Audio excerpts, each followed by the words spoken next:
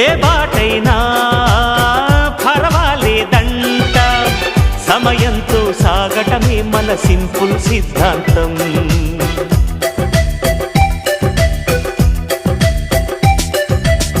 చిరుగాలికి పరిమళమిచ్చే సిరిమల్లెల వనమై ఉందాం, గగనాన్ని నేలను కలిపే హరివిల్లుల బంతెన అవుదాం.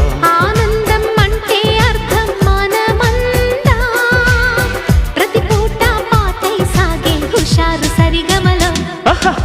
ఎన్నో ఎన్నో రాగాలుండే సంగీతం కాదా, చల్లకి నవ్వుల కేరింత.